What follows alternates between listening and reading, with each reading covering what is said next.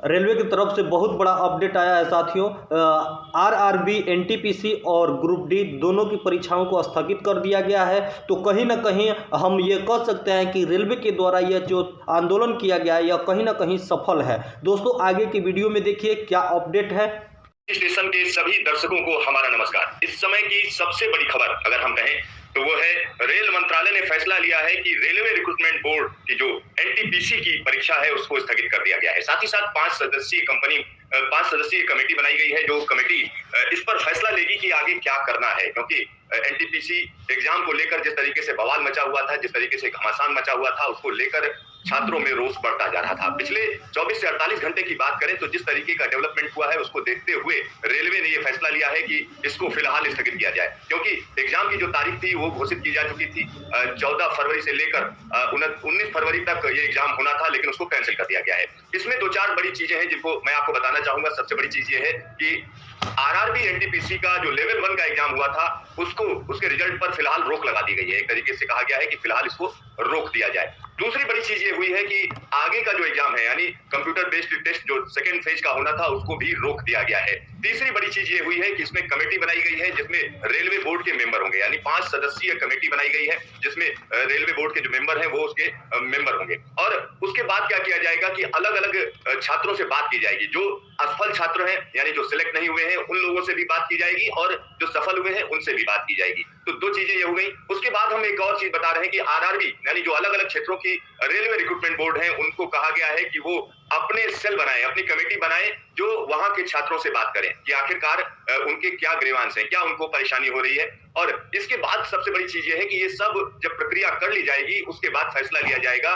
कि आगे क्या करना है, कि तरीका क्या होना चाहिए। हम आपको बता दें कि 2018 में जब ये घोषणा की गई थी तो तकरीबन 31,000 के आसपास पद थे जिनकी भर्ती की घोषणा की गई थी और एग्जाम जो है उसका पूरा शेड्यूल जारी किया गया था 2019 में हो जाएगा, लेकिन वैसा नहीं हुआ।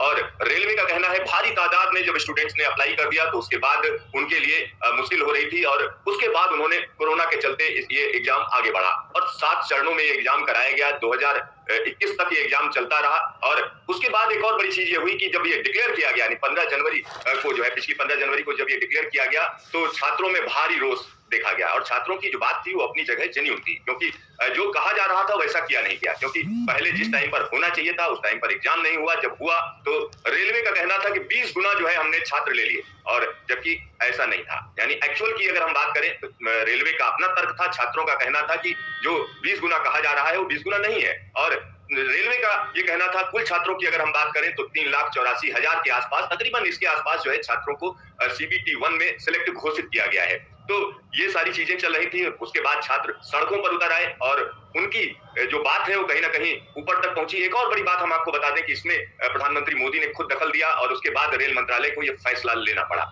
और अब आगे का रास्ता क्या है, क्योंकि ग्रुप डी की भी बात करें तो उसको लेकर भी छात्रों में असंतोष है, क्योंकि उसमें पहले ये हो रहा था कि स्क्रीनिंग टेस्ट नहीं होगा, एक ही टेस्ट होगा, उसके बाद की प्रक्रिया होगी, लेकिन अब उसमें रेलवे ने अपनी तरफ से संशोधन करके एक और जो है टेस्ट कर दिया, यानी CBT 1 कर दिया। और आप समझ लीजिए ये एग्जाम कितने महत्वपूर्ण है, क्योंकि एनटीपीसी की जब हम बात करते हैं तो तकरीबन 1.25 करोड़ बच्चों ने इसमें अप्लाई किया था। 1.25 करोड़ बच्चों ने अप्लाई किया, जिसमें से तकरीबन 60 लाख बच्चों ने इसमें भाग लिया, क्योंकि कोरोना के चलते बहुत से लोगों ने इस एग्जाम को एक तरीके से छोड़ दिया, ऐसा भी हुआ, ऐसी बातें सामने आ रही हैं। तो आप सोचिए 60 लाख स्टूडेंट, भारी भरकम तादाद है, उन्होंने ये जब एग्जाम दिया तो उनको कहीं ना कहीं लग रहा था कि उनके साथ सही चीज, सही बर्ताव होगा, लेकिन जिस तरीके से हुआ वो कहीं ना कहीं दुर्भाग्यपूर्ण है। और अब रेलवे चेता है, अब रेलवे को कहीं ना कहीं होश आया है, तब उसने ये फैसला लिया है कि 5 सदस्यीय कमेटी बनाई गई है और वो कमेटी आगे का रास्ता बताएगी कि क्या करना है और किस तरीके से करना है। तो यहाँ पर हम आपको बता दें कि जो बातें सामने रखी जा रही थी, जो सामने आ रही हैं, उस पर कहीं ना कहीं